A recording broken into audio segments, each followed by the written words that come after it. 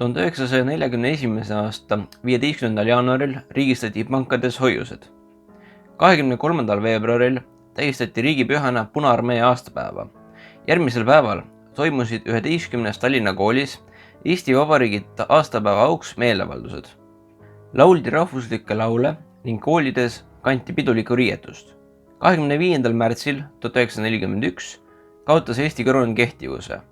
Eesti NSV Ülemnõukogu presiidium pani 31. märtsil 1941 paika Eesti NSV aunimetused.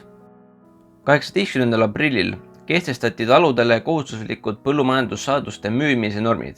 30. aprillil nimetas Eesti NSV Rahvakomissaride Nõukogu Tallinna Tehnikaülikooli Tallinna Polütehniliseks instituudiks. 15. mail 1941 algas Eesti isikutunnistuste väljavahetamine Nõukogude passide vastu. Juuni küüditamine algas 14. juunil 1941. Sel ööl kella 1-2 paiku alustasid küüditamist läbi viivad rühmad tegevust samaaegselt üle Eesti. Õhtul magama läinud pered aeti üles ning neile loeti ette määrus, mille alusel nad kuulutati kas arreteerituks või kodumaalt välja saadetuks. Mingit kohtuotsust selleks polnud. Korterid ja hooned otsiti läbi. Kaasa lubati võtta kuni 100 kilogrammi asju. Paar tundi pärast küüditamise algust saabusid esimesed autod raudteejaamades haruteedel ootavate vagunite juurde. Kokku oli operatsiooni läbiviimiseks varutud 490 vagunit. Need seisid Tallinnas Koplis ja Pääskülas ning Haapsalus, Keilas, Tammsalus, Narvas, Petseris, Valgas, Tartus ja Jõgeval. Tähega A tähistatud vagunitesse paigutati täiskasvanud mehed, tähega B vagunitesse naised ja lapsed. Sel hetkel nägi enamik naisi oma mehi ja enamik lapsi oma isa viimast korda. Arreteerimisele või küüditamisele kuulunud inimeste tagaotsimine jätkus 16. juuni hommikuni. Samal ajal toimusid massiküüditamised ka teistes Ida-Euroopa riikides. 1941. aasta juunis Petserimaa Värska õppelaagrisse saadetud 22. Eesti territoriaalse laskurkorpuse 231 Eesti tegevsõjaväelast vangistati Petseri Kaitseliidu majas 13. ja 14. juunil. 13. juunil 1941 Moskvast antud korralduse kohaselt oli Eestis ette nähtud küüditada 11 102 inimest. Kõiki neist ei õnnestunud küüditajatel siiski tabada. Tol ajal elas Eestis umbes 1 miljon inimest. 11 102 inimest on võrreldes miljoniga küll väga väike arv, kuid piisav, et tekitada inimestes hirmutunnet. 17. juunil 1941 esitas NSV Liidu riikliku julgeoleku rahvakomissariaadi rahvakomissar aruande Stalinile, Beriale ja Molotovile, mille kohaselt küüditati Eestist kokku 9146 inimest. Sama aruande kohaselt kuulus küüditatute hulka 124 territoriaallaskurkorpuses arreteeritud. Represseerimisohu tõttu varjus metsadesse endisi riigitegelasi ja sõjaväelasi. Kogu Baltikumist küüditati umbes 45 000 inimest. 22. juunil 1941 käivitas Saksamaa operatsiooni Barbarossa, mille käigus rünnati Nõukogude Liitu. Samal päeval toimusid juba esimesed suuremad kokkupõrked metsavendade ja Punaarmee vahel. 25. juunil liitus Soome Saksamaa võitlusega ja algas Soome Nõukogude Liidu vaheline jätkusõda. 3. juulil kuulutas Jossif Stalin raadiokõnes välja põletatud maa taktika, mille kohaselt tuli vaenlasele jäetaval alal hävitada kõik ressursid. Eestis jäi see ülesanne hävituspataljonidele. Samal päeval võtsid Pärnumaal küüditamise ja mobilisatsioonide eest metsa pagenud meestegrupid võimu üle Tali, Saarde, Tihemetsa ja Laiksaare vallas ning Kilingi-Nõmme linnas. 4. juulil võeti Pärnumaal võim üle Abja, Orajõe ja Häädemeeste vallas. Päev hiljem puhastati Mõisaküla ja Tõrva punavägedest. Palupera raudteejaamas lasti kraavi Valgast saabunud rongi koosseis hävituspataljonidega, mille käigus sai surma ja haavata üle 100 hävituspataljonidesse. 6. juulil 1941 lõid mõralahingus Jõgevamaal Laiuse ja Vaimastvere kaitseliitlased puruks hävituspataljoni suured jõud. 7. juulil ületasid Saksa armee üksused Eesti lõunapiiri. 8. juulil vallutasid Saksa väed Viljandi ja Pärnu. Esimese hooga jõudsid sakslased 8. juulil Virsuni, 9. juulil Märjamaani ja 10. juunil Vändrani. 9. juulil toimus tulevahetus põhja pool Emajõge asunud NKVD üksuste ja vastloodud omakaitse vahel. Omakaitseüksused vabastasid Elva ja Otepää. Esimesed Saksa üksused jõudsid Tartu. Tartu Kivisilla ida poole hävitasid 41. aasta 9. juuli hommikul taganevad Nõukogude väed.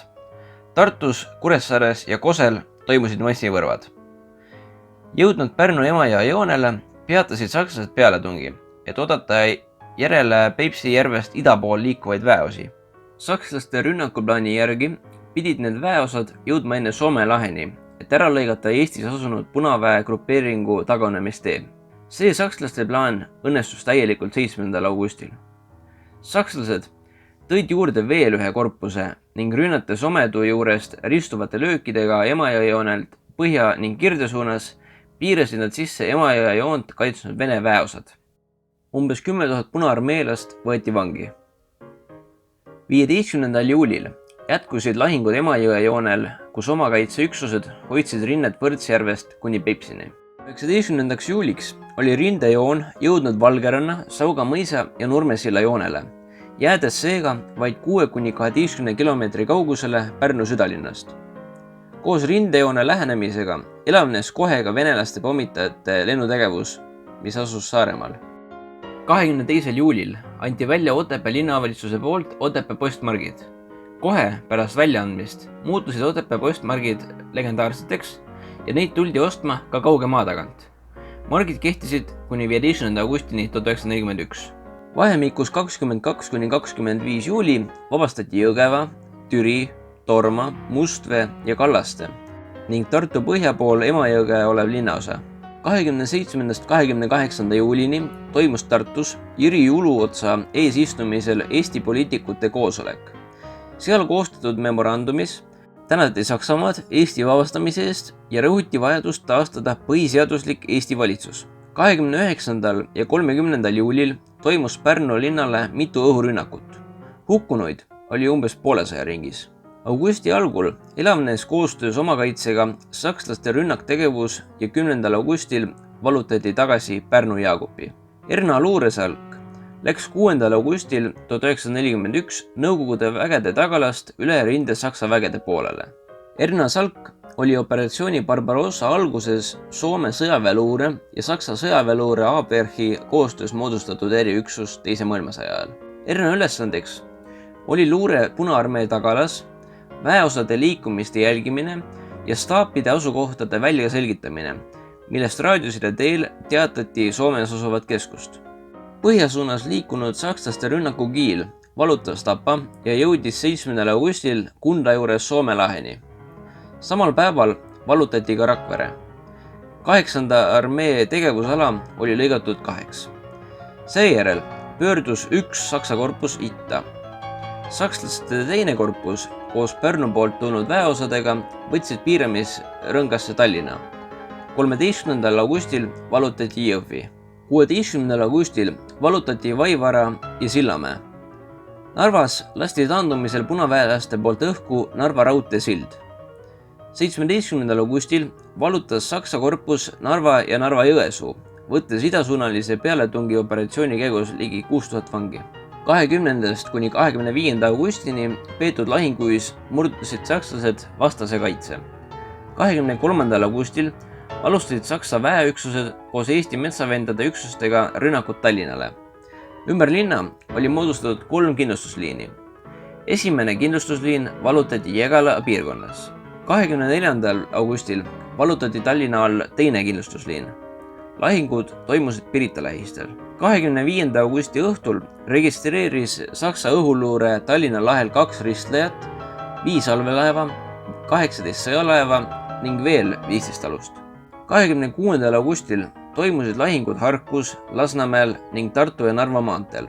27. augustil algas punavägede koondumine Tallinna sadamatesse. Tallinna kaitsnud Punaarmee üksuste jäänused, põgenevad punategelased, mobiliseeritud ja evakueeritud, kokku umbes 30 000 meest. Tuli paigutada ööl vastu 28. augustit Nõukogude laevadele. Lisaks inimestele paigutati laevadele ka hulgaliselt materiaalseid väärtusi. Korrapärase taganemise asemel muutus laevadele minek peagi kaoseks. punaväelased ei suutnud enam sakslasi takistada, kes pidevalt sadamaid pommitasid ja peale tungisid. Mitmed transpordilaevad olid sunnitud lahkuma ilma nendele määratud üksuste ja evakueerituteta. Teised laevad olid ülerahvastatud. Kavatsus olla olnud alustada juba ka miinide traalimist ja esimeste laevade ärasaatmist, kuid tuul tugevnes 7 valini, mistõttu polnuks traalimine ja ka väiksemate aluste merele mine võimalik. 28. augustil kell 11.18 lahkus Tallinna reidilt esimene konvoi Kroonlinna. Kell 14.30 jõudsid Saksa 151. rügemendi allüksused Raekoja platsile. Peagi jõudsid Kadrioru juures rannani idasuunast linna tunginud Saksa üksused. Pirita suunast hakati peagi Tallinna sadamaid ja ka reidil seisvaid laevu järjest enam tulistama. 28. augustil hõivasid Saksa väed Tallinna. Samal päeval tungisid Saksa väed ka Paldiskisse ja vallutasid linna. Võeti mitu tuhat vangi ja sakslaste kätte langes 6 rannapatareid. Samal päeval suundus 5 noormeest Toompea suunas ning üks nende hulgast, Fred ise, heiskas Pika Hermanni tipus Eesti lipu. Linnas hakkasid lööma kirikute kellad ning rahvas hakkas laulma Eesti hümni. Evakueerudes Kroonlinna poole uppus Juminda poolsaare lähedal vähemalt 60 laeva. Hukkunute täpset arvu on võimatu kindlaks määrata, kuna toona valitses üsna suur segadus. Arvatakse, et hukkus vähemalt 15 000 inimest. 1. septembril vallutasid sakslased Haapsalu ja Virtsu, viies seega lõpule kogu Eesti mandriosa puhastamise Punaarmee eest. 4. septembril asutati äraviidude otsimise ja tagatoomise keskus ehk SEV. 8. septembril maabus Saksa vägede dessant Vormsi saarel. 15. septembril volitati väegrupi Nord-Tagala piirkonna juhataja jalaväekindrali poolt ametisse Eesti omavalitsus, mille juhiks määrati Hjalmar Mäe. 14. septembril maabus Eesti ja Saksa vägede dessant Muhu saarel. Saar vallutati 17. septembril. 5. oktoobril 1941 alistusid viimased punavägede riismed Saaremaal Sõrves Saksa ja vabatahtlikest Erna teise üksustele, keda toetasid merelt Saksa Kriegsmarine kergeristlejad Leipzig ja Emden. Saarte nõukogude kaitseohvitserid ja komissarid lahkusid enne viimaseid lahinguid oma väeosadest Mõntu sadamasse, et Sõrve poolsaarelt põgeneda. Kokku võeti saartel vangi üle 15 000 punaväelase. Saagiks saadi umbes 300 suurtükki ja miinipildujat. 14. oktoobril määrati Eestis kehtiva õiguse määrusega, et Eestis kehtivad seadused ja määrused, mis olid kehtivusel kuni 21. juunini 1940. Operatsioon Siegfried Hiiumaa vallutamiseks algas 12. oktoobril meredessandiga üle Soela väina. Evakuatsioonile loodvad punaväelased võitlesid kohati suure ägedusega. Sellele vaatamata langes saar 21. oktoobril täielikult sakslaste kätte. Novembri algul alustasid koolid taas tegevust. Sisedirektori korraldusel tuli sel puhul kogu Eestis heisata Eesti ja Saksa lipud. 5. detsembril anti Eesti territoorium Saksa sõjaväevõimude kontrolli alt kindralkomissar Karl Sigmund Litzmanni tsiviiljuhtimisele üle. 6. detsembril vallutati viimase Eesti alana Osmussaar. Tänan, et leidsid aja vaadata seda videot. Kui sul on soov mõnest videost, siis anna mulle sellest teada. Kohtume peagi, nägemist!